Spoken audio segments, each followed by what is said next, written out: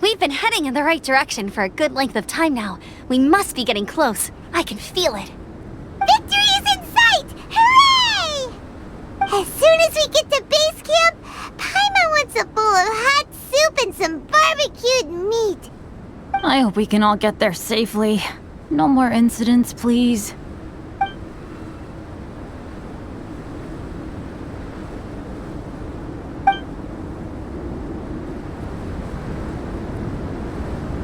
Hey, what's on your mind?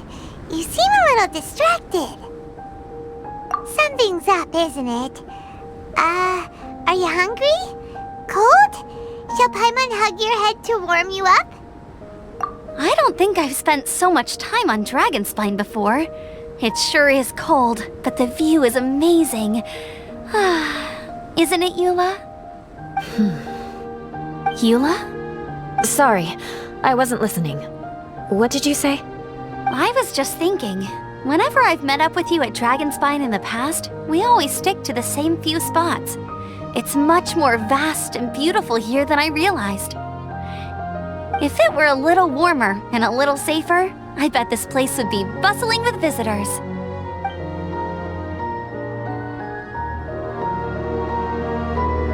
I agree. People are put off by the cold and have an aversion to danger. They don't realize that there is much to explore beneath the icy exterior, if you were willing to spend the time and energy. Albedo, is this the way down? Yes. I think there are several routes in this area. Does the path fork off here? It looks like it does. But maybe it doesn't. My head's still a little fuzzy from the impact. I'm kinda dizzy too. I keep thinking things are swaying a little. Maybe I'm just hungry. Either path will work for us. The smaller trail is less worn and harder to see, but it's also shorter. Since everyone is weary, I suggest we take the shortcut. Follow me.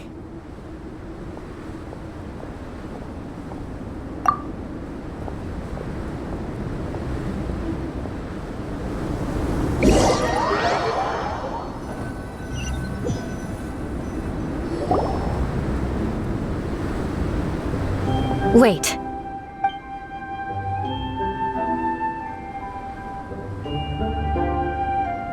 Bennett and Amber don't look well. Can we take a break? We can continue once their conditions have improved. Ugh. Now that you mention it. Huh? You hit your head earlier, didn't you? Oh, you noticed. Are you sure it's worth holding everyone up over a little thing like this? No problem at all! Health and safety always come first! Okay, sorry for this. Thank you. Yeah. Thank you.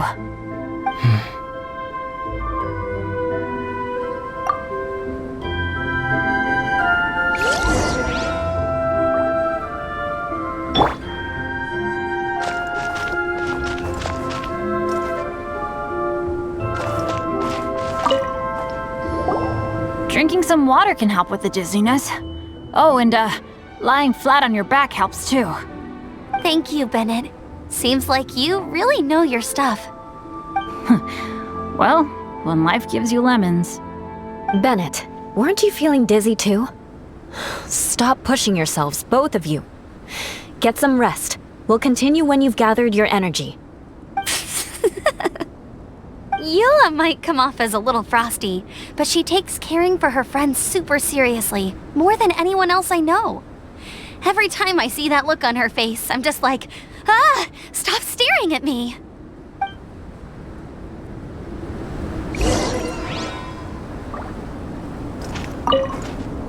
Traveler, I know what that look means. What's on your mind? Maybe seasoned veterans have an instinct for it. I sense it too. Something seems to have changed, but I can't confirm for sure. It could be difficult to verify.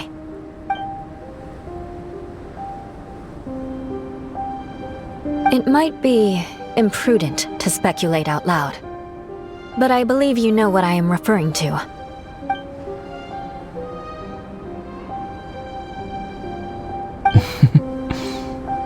Traveler, I think...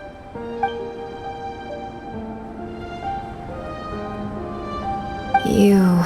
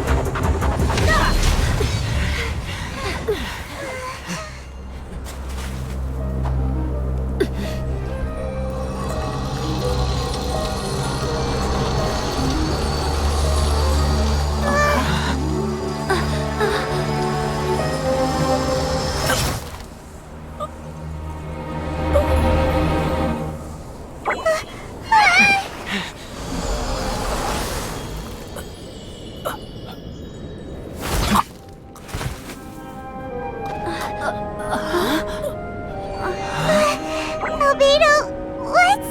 It's not over yet.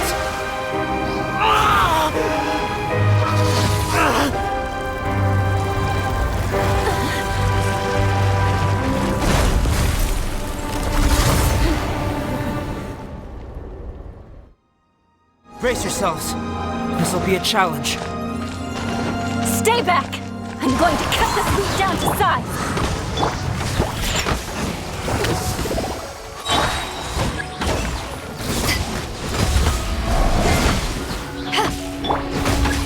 Diana Special! Midnight Phantasmagoria! One with nature. Fallen leaves. Adorn my... Eyes on me!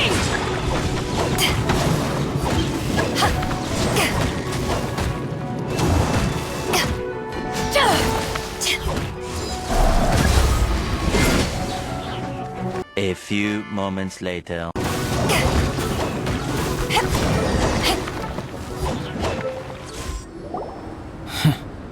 What in the world was that thing? One moment it was human, the next it was a plant! Is everyone alright? We're fine. But can you please tell us what's going on? I don't understand. I take it this monster is whom I had the pleasure of meeting last time. Correct. As you might have guessed, this is a mutated whopper flower. An extremely rare kind. But can whopper flowers turn into humans? Not typically, but conditions on Dragonspine are far from typical.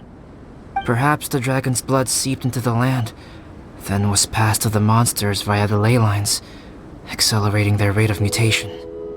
How could that happen? This mountain is home to the remains of Durin, the venomous dragon. If there is anywhere in the world one might expect life to do unfathomable things, it would most likely be here. Durin was an artificially created life form. Its existence is nothing short of a miracle, and proof of countless possibilities. In other words, this mountain we stand on is a cradle of life's profoundest mysteries. A vast and terrifying hotbed of possibilities. The avalanche. It must have been the work of this imposter. Agreed. All the other troubles you faced on the way down could also have been its handiwork. My guess is that it was targeting everyone that I've had contact with. Right, I forgot all about that. It's not inconceivable. But what was its purpose? Was it just trying to get rid of us? I have a preliminary hypothesis on this. Whopper flowers are masters of mimicry, and those we encounter in the wild often appear in the vicinity of the plants they impersonate. In other words, the whopper flower likely has an instinct to replicate and replace. As a plant, it will disguise itself as another plant and infiltrate the group, hiding among them for cover. The plant being imitated has no way to detect or fight back against this behavior. But when it disguises itself as a human, It wanted to replace you and infiltrate our group? Yes. Maybe it created the avalanche to get rid of us. I predicted this eventuality, so I availed myself of the avalanche to hide and lure it out. It was watching us the whole time, and when it saw that I had disappeared, its instinct was to take my place. At that point, its disguise was complete, and its next move was to hunt its prey. Yes, that's exactly how whopper flowers operate. So when it approached and attacked Joel, what was that? A trial run? Perhaps. Or maybe it enjoyed posing as a human, and wanted to experience what it felt like to be human. We're fortunate to have discovered it in time. I think the Traveler was the first person other than Albedo to notice something was wrong. Traveler, how could you tell the real me and my imposter apart? I want to know too. I had no idea the other guy was an imposter. They looked exactly the same to me. I see. It goes to show how difficult it is to impersonate a human. This mutant whopper flower tried its best to replicate the original exactly, but still managed to miss some details. Unbelievable. To think that Dragonspine creates such terrifying possibilities.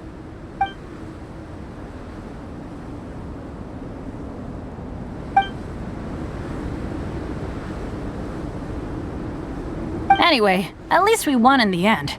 It looks like my method did work after all. I used up all the bad luck, and the good luck finally came through. About that.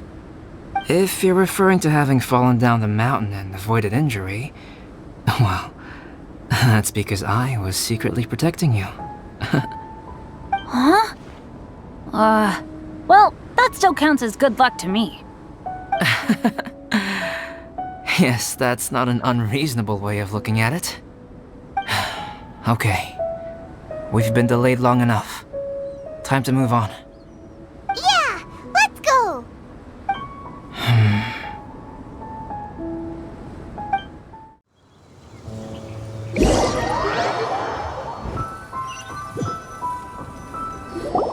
Sorry for bringing you back here once again. Some topics are best discussed in private. Is this about the imposter? That's right. I have to say, Traveler, I'm very surprised you noticed the difference between me and the imposter. Yes, this mark. Perhaps it's where it all began.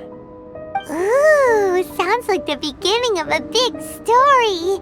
Keep going! Well, I can't deny that what I'm about to say does sound like something from a children's storybook. So, what do you think this diamond-shaped mark means? A tattoo? A crest? Something else? No. Consider it a birthmark. Have you ever seen an intricate glass ornament and wondered how it was made? Well, one method for crafting with glass is a technique known as glass blowing.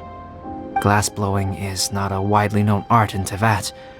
For this reason, glassware made in this way is usually very expensive. As the name implies, glass blowing involves blowing air into a hole, much like blowing up a balloon. This type of glassware is known for having a pontal mark at the point where the blowpipe was inserted, where the hole was sealed at the very end. This mark is a sign that the item was crafted by a human hand. Sounds kind of amazing! It is a wondrous and beautiful art form. Alice says that these marks are seen as proof of the maker's fine handiwork, the only flaw in an otherwise perfect work of art. My mark is something similar to this. The difference between synthetic and natural life lies in the directional flow of the life force. The energy of a natural life form flows out from within. That's why flower buds bloom and curled leaves unfold. And it's the very reason we watch and wonder at blossoming flowers. Creating life artificially, on the other hand, involves, to a certain extent, the introduction of an external source of energy into the embryonic life form. When the hole where the life force was infused is sealed at the end, it leaves a mark not dissimilar to the pontal mark in blown glasswares. The alchemical substance drips and spreads out in all directions, resulting in this rather ingenious diamond shape. Wow! So that's where it came from. This mark is a sign of my artificial origins, and proof of my imperfection as a human. I presume that the impostor intentionally avoided replicating this mark, so as not to become less than perfect himself.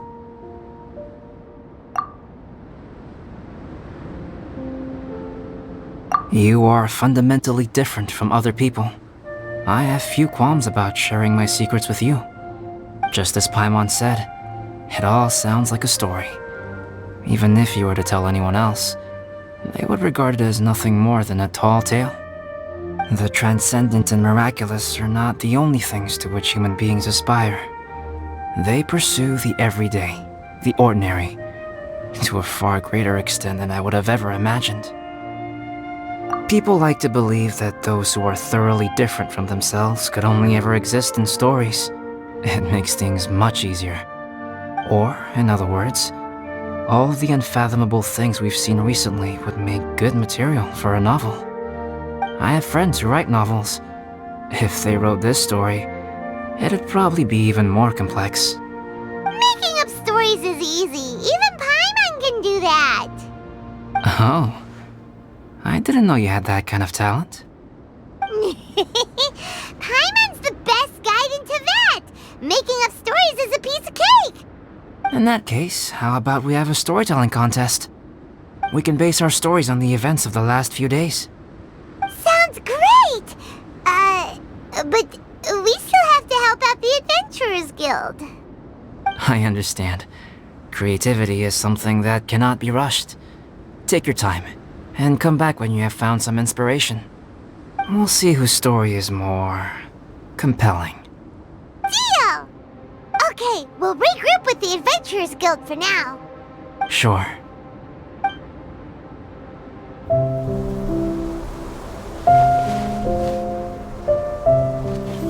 My story. Yes, I should have known. Master's failed specimen in the dragon's belly. This is where the story truly begins.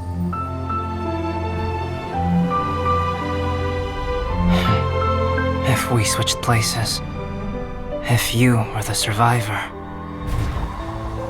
then as the abandoned experiment, the failure of the primordial human project, I'd want to replace you too. I would replicate your appearance, study your alchemy, and create miraculous life forms to divert your attention.